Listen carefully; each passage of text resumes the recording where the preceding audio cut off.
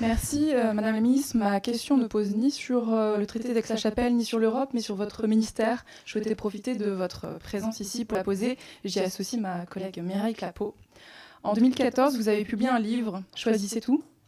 Vous y expliquez avec conviction et humour qu'il faut cesser de demander aux femmes de choisir entre une carrière professionnelle ambitieuse et une vie privée épanouie, entre mener un parcours exceptionnel de diplomate, directrice de l'ENA et ministre, et être une bonne mère de 4 enfants.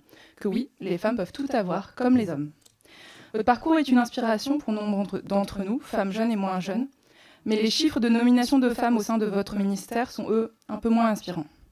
Le Quai d'Orsay plafonne aujourd'hui à 25% de femmes dans les fonctions de direction et 29% au niveau des sous-directions.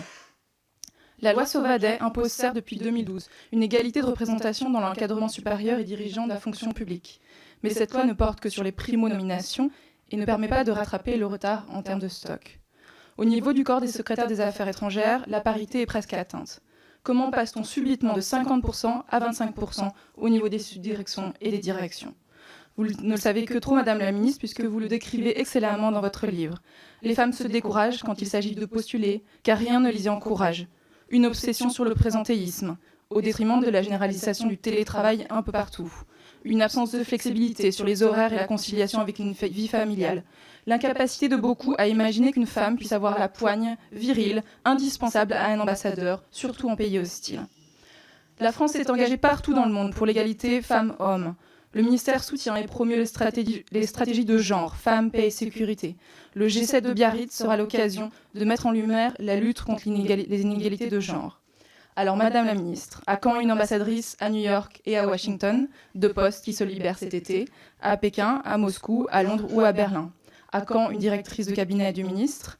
À quand une haut fonctionnaire en charge de l'égalité au sein du ministère qui devienne membre du comité de sélection des ambassadeurs? Et à quand un processus de sélection qui garantisse jusqu'à son terme la présence d'au moins une personne de chaque sexe parmi les candidats? Merci. Madame la députée O est partie, mais m'avait interrogée sur la place des femmes dans la diplomatie en France. C'est évidemment, et elle a rappelé un sujet qui me tient à cœur. Le nombre des femmes en poste d'ambassadrice ou de directrice a fortement augmenté depuis 2012 dans la diplomatie française.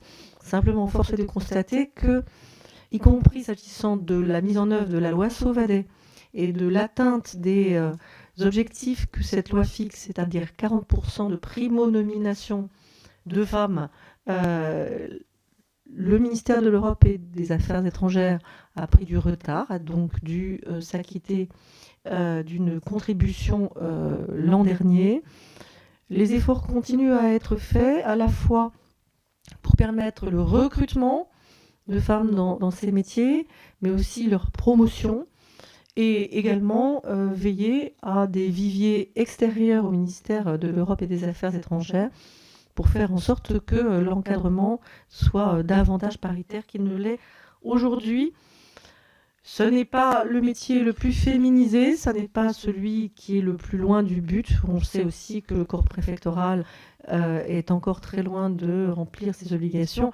Et j'évite de regarder la députée Saint-Paul et de parler du ministère des Armées, où là, nous savons que la question est encore plus difficile à atteindre. Il y a une volonté forte, il y a des efforts, mais on ne peut partir que des recrutements que nous avons. Et encore faut-il que dans l'ensemble de la chaîne des études, on encourage les femmes à une diversité de métiers plus grande que celle auxquelles elles se livrent aujourd'hui.